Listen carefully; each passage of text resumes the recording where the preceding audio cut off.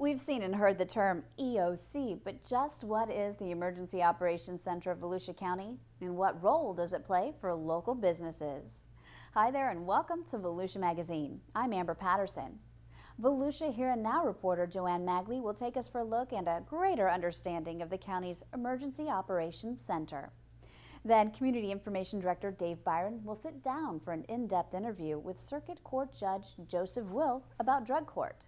And we'll find out about the role of ham radio operators during emergencies. We'll learn what's coming to the local Ocean Center. We'll find out more about online county resources and more coming right up on Volusia Magazine.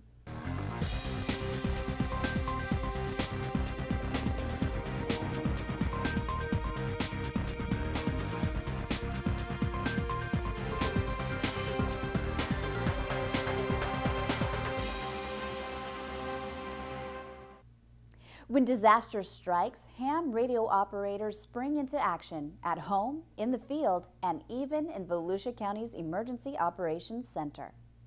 Emergency managers rely on ham radio operators when landlines, cell phones, and other conventional means of communications fail. Communications is one of the first things that starts to break down when you're in an emergency or a disaster. And so that's why it's so critical to build as deep as you can into that capability, and the ham radio operators are really a means to building that redundancy into our communication system. And it's not just any communication system, it's a radio communication system. It's very basic, it's very strong, and very, very resilient. And we can also spring it up in just about any location. Hams can be placed inside the Emergency Operations Center at shelters and remote locations because they're able to improvise antennas and power sources to establish communication networks. Ham operators communicate using voice, computers, televisions, and even Morse code. Some hams bounce their signals off of the upper atmosphere so they can talk to hams on the other side of the world. The Amateur Radio Emergency Service, or ARES, consists of licensed amateurs who have volunteered their services and equipment during emergencies. Carl Martin heads the volunteer corps in Volusia County. Everybody here volunteers that are part of ARES. They spend a lot of time going through training, exercises, and again, I'm surprised that so many people are so active in this area of amateur radio. It's amazing how many people love doing this.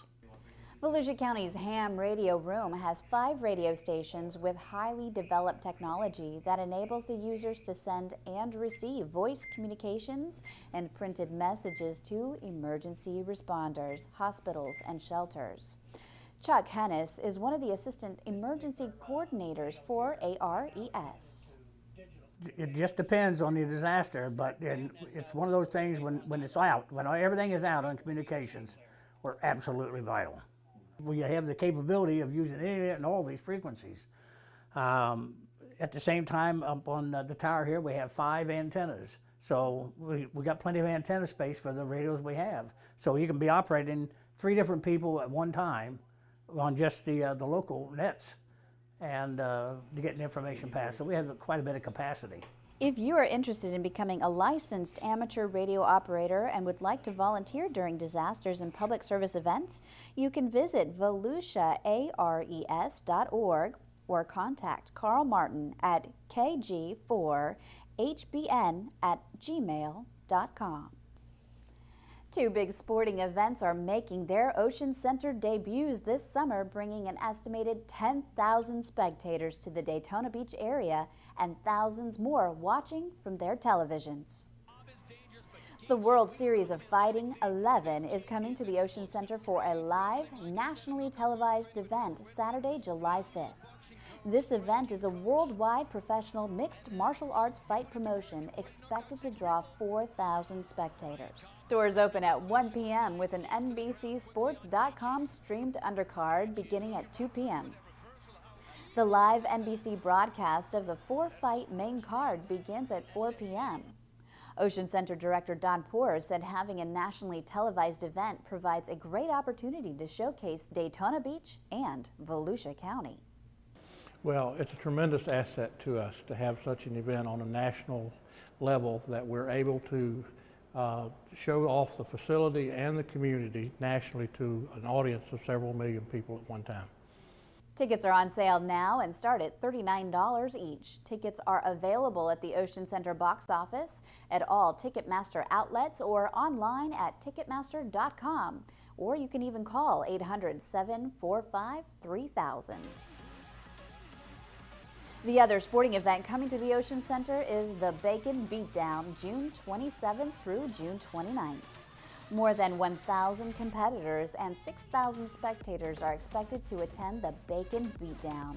Athletes will compete for more than $20,000 in prizes. Food trucks will be at the festival, dishing out specialty foods that incorporate, you guessed it, bacon. Bacon Beatdown, that's the first time we've done that event as well. Very neat event.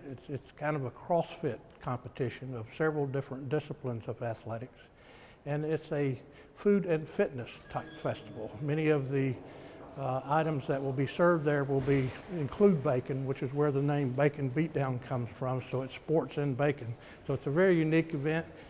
The Bacon Beatdown is open to the public and tickets are $12 each day and can be purchased at the gate. For more information, you can visit thebaconbeatdown.com.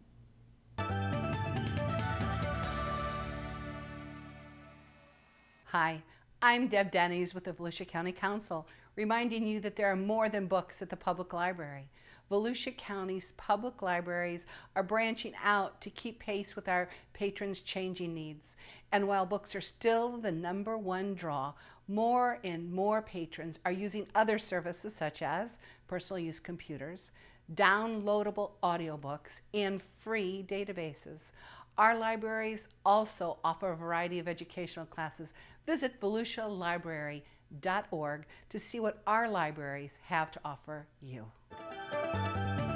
Hurricane season is here, and not only do families need to have a preparedness plan, but businesses need to make sure they are prepared in case disaster strikes. In this week's Business Beat, Joanne Magley reports on the role of the business community and the county's Emergency Operations Center.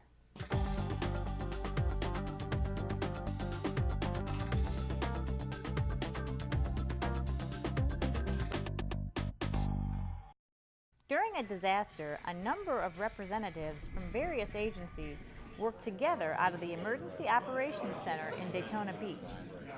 Emergency Support Functions, or ESFs, consolidate multiple agencies with similar functions into one unit for disaster response. Examples include police, fire, utilities, public information, and business and industry. Volusia County Emergency Management took the business industry model a step further by adding a public-private business operations center to ESF 18. The Business Operations Center is a coordination point for businesses. It's a place in which they can communicate with the county EOC, or they can also communicate business to business on their needs. Rick Moore is a planner with Volusia County's Emergency Management Division and says it's critical for businesses to be in communication with the EOC during a disaster. The reason this is so important is because we've learned historically that following a disaster, you want to get the community back on its feet as quickly as possible. And that means getting businesses on their feet. The Business Operations Center was developed through a cooperative effort between the county's Emergency Management Division, Career Source Flagler Volusia, and the Greater Daytona Area Chamber of Commerce, with the Chamber being the lead agency for ESF 18. It's important for the business community to have representation at the EOC so that we can assist during and after a disaster when needs come up very sporadically. We have access to businesses and services readily and can make those linkages in a very quick manner. Oftentimes businesses have needs for products and services, and we want to keep that business local to help those businesses get back and up and running even sooner. The Business Operations Center works to aid businesses with disaster preparedness planning, report partial and full closings, provide a database of local resources, and establish a coordinating center for matching resources with needs during disaster recovery. The Business Operations Center is actually a part of our overall response, and it's activated at the request of the EOC. A company can call it, or a business or an individual organization call them and say, hey, I have a need for widgets. And they can look in their database and find somebody who has those widgets in order to keep that business operational. Moore encourages all businesses to register with the Business Operations Center. All they have to do is call the Center for Business Excellence, and they can talk with the staff there to be put into the database where they enter what resources they have that others may use. Now, we're not talking about duplicating the yellow pages. These are things specifically that you would need following a disaster. For instance, refrigeration, generators, lights. That number is 386-323-2106. For the Business Beat, I'm Joanne Magley. Let's join health reporter Stephanie Strong for this message from the Volusia County Health Department.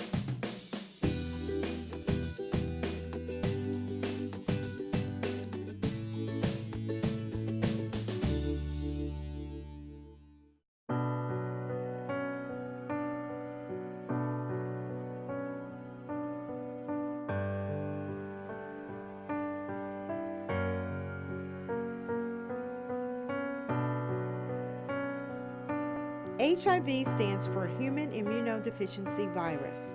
Let's explain it this way.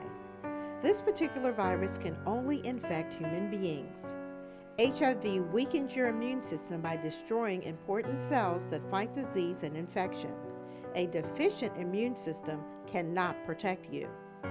A virus can only reproduce itself by taking over a cell in the body of its host. National HIV Testing Day is June 27th. This day was established as an annual observance to promote HIV testing. It's really important for everybody to know their HIV status, so everyone should be tested for HIV at least once in their lifetime. Folks who are engaged in risky sexual behavior or are not monogamous or abstinent probably need to be tested more frequently. AIDS is not something you inherit from your parents. You acquire AIDS after birth. Your body's immune system includes all the organs and cells that work to fight off infection or disease. You get AIDS when your immune system is deficient or isn't working the way it should. A syndrome is a collection of symptoms and signs of disease. AIDS is a syndrome rather than a single disease because it is a complex illness with a wide range of complications and symptoms. The Florida Department of Health in Volusia County offers HIV testing, but you can also visit your private doctor or healthcare provider as well as other recognized HIV testing sites. It's safe and confidential. The only way to know for sure if you have HIV is to get tested. Testing is relatively simple. My name is Ms. Christopher. I'll be your tester today. What brought you in for testing today? I'm coming because I would like to know my status. Oh, okay, good, wonderful. All right, what we're going to do is I'll explain a little bit about the test to you. The test takes 20 minutes to run. It's what we call a clear view test. Just wipe your finger off, clear it with alcohol. It's just a finger stick, takes only a few minutes. I'll get a little bit of blood that'll go in this tube, and then we'll start your test, and then you and I will talk. Okay. Okay. Okay, I have your test results today, and I'll share them with you. For more information about HIV/AIDS, please visit www.wemakethechange.com. For Volusia Magazine, I'm Stephanie Strong, Public Information Officer for the Florida Department of Health in Volusia County. If you have any questions about this or any other health-related issues, you can always log on to volusiahealth.com. Let's head into the studio now to join Community Information Director Dave Byron and his guest, Judge Joseph Will, for this in-depth interview about drug court. Well, thanks, Amber, and hi, everyone. You know, it's not surprising that drug abuse is a direct or indirect factor in the majority of crimes. So in an effort to address the root cause of many people's problems, some offenders in Volusia County are sentenced to drug court to see if they can turn their lives around. And the results indeed have been startling. The drug court on May 20th marked its 17th year by celebrating the success of people who are drug-free and likely not to return to the court system. Today we have with us in the studio Circuit Court Judge Joseph Will. He's one of the judges who presides over drug court in Volusia County. Judge, how you doing today? I'm doing great. Thanks for having me in to talk about Thanks for being with us. I mean, this is an example of a real success story. You got the numbers to prove it. We do. Hey, for those folks that have not heard of drug court, give us kind of a snapshot of what this is all about. Sure. The thumbnail is, over the last few decades, it's finally come to us in the American system that maybe we're not doing this the right way. Our prisons are becoming overcrowded. Most of our funding is going into building and maintaining prisons because we're stuffing people in there at such an alarming rate. We started looking, we meaning the people who came right before me, and then I've just tried to polish it with what I've been given. These people looked at the system and said, maybe it's not the right thing to do to punish people. Right. We're not punishing people into behaving themselves or staying out of the system.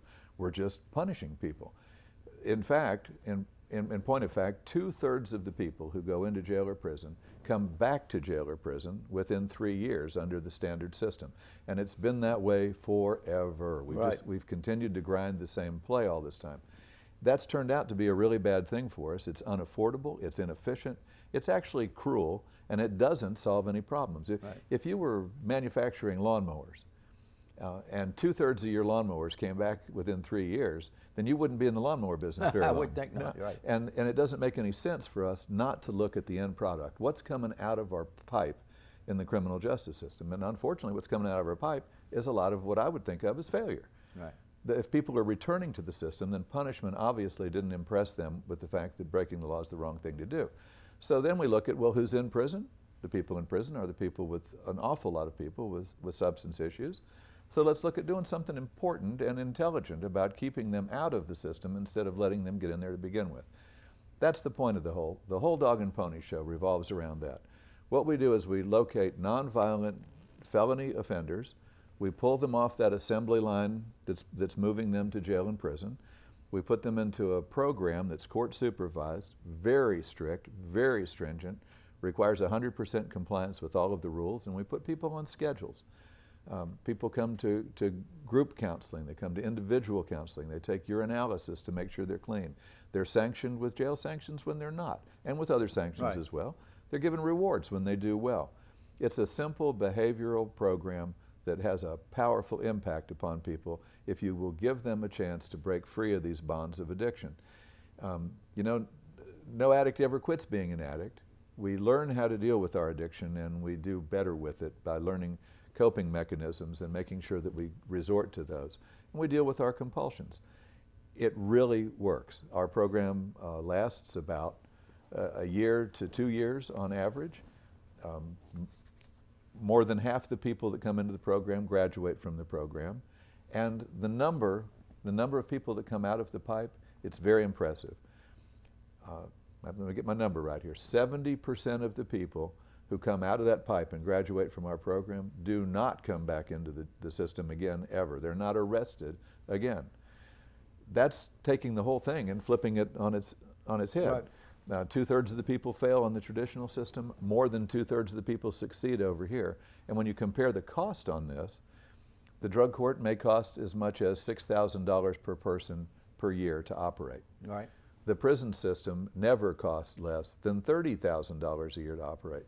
So for per inmate. Per nose, yeah. Per nose, per rear end in the bed. Right. It costs that much. So we're talking $30,000 to $45,000 depending upon the level of security. Where here we're talking about $6,000, no incarceration, and the reverse result. For 1/5 of the dollars, we flip it on its head and give you twice the bang for 1/5 the buck. It's a no-brainer across the board. It really, really works. So, I mean, you know, I guess simply said, what you're saying is your drug court treats the root cause, which is addiction. Mm-hmm. We go right at addiction, and we also go at mental health issues. Right. You know, a lot of our people suffer a dual diagnosis. They have a mental health issue of some kind or description, and a substance issue. Right. And we work with both of those if people come to us that way, and we've found remarkable success with this. That's another issue that lingers in our community. I also do our Baker Act hearings in this county for those people who are involuntarily committed because of mental health issues. Right. And when you study that program, you also see that this is another place where we're really lacking in Florida. It's sad, but you know, Florida is 49th in the nation in per capita spending for mental health. Really? Yeah, we've just climbed up from 50. Wow. For a while there, we were 51. We were right behind Puerto Rico. Unbelievable. And so now we're all the way up to 49. We're climbing, and we've almost returned to 2007 funding levels. Wow. You know, without any consideration for growth or any improvement or better science or anything. I digress, though, but it's the same issue. Right. If people are given appropriate and adequate treatment, they have a much better chance of staying out of the criminal justice system. And that has rewards that spill over everywhere. It's not just the money that you save on the system.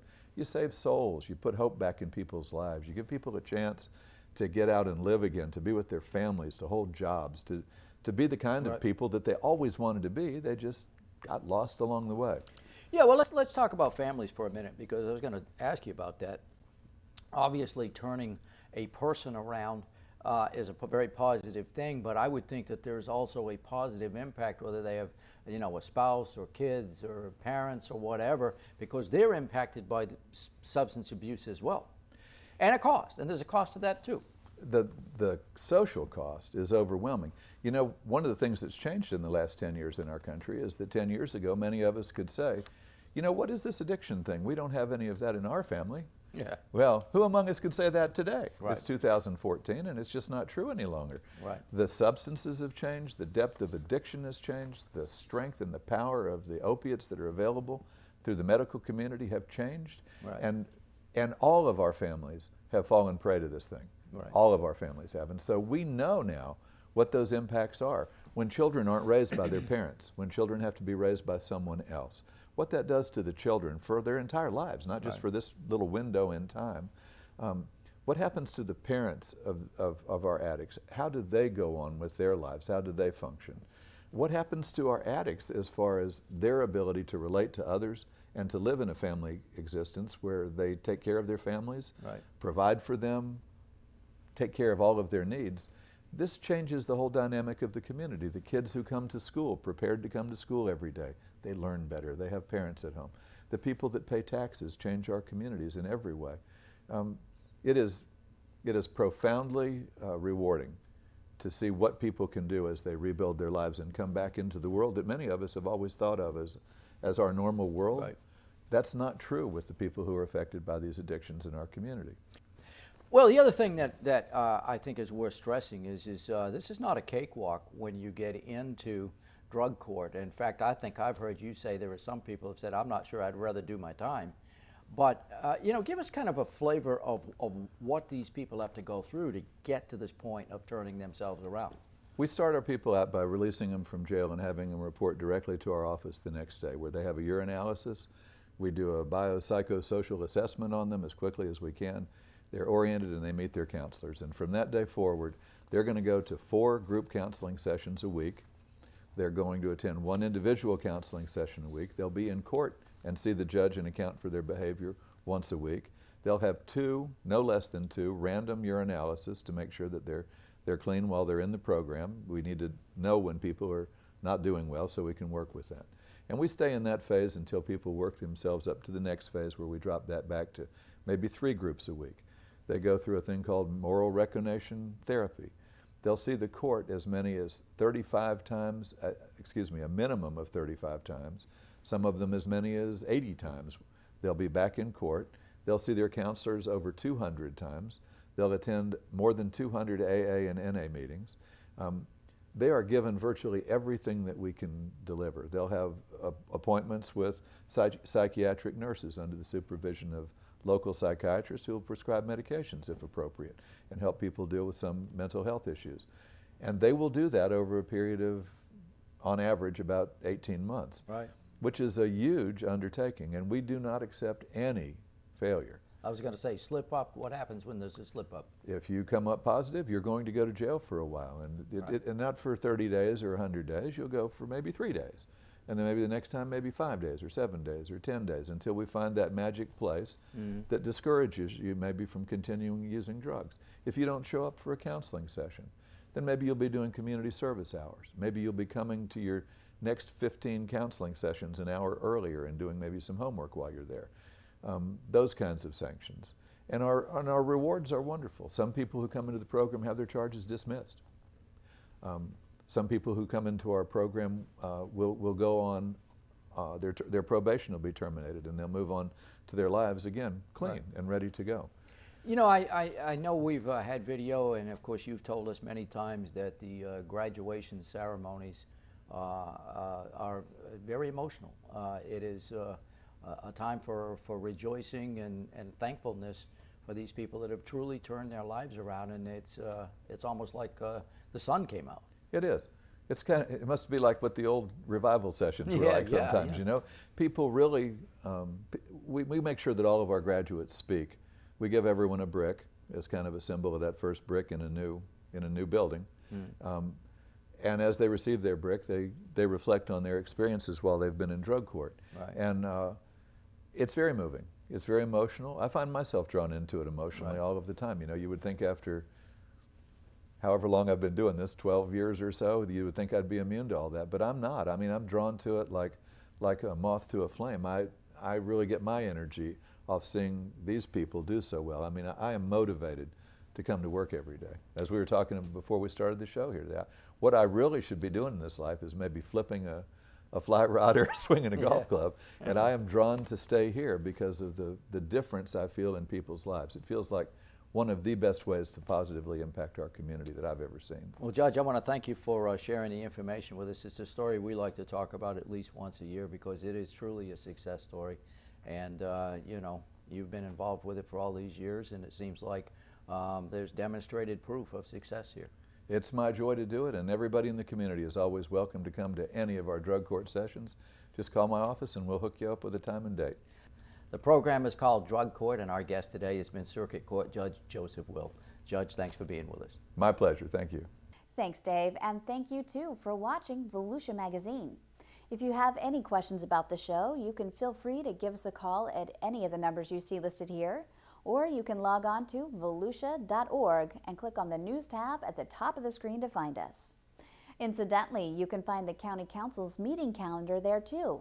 In fact, you can use volusia.org to find out about meeting dates, workshops, topics of interest, activities, and how you can become involved. And we hope you won't forget to listen to Volusia Today. That's Volusia County Government's weekly public radio broadcast.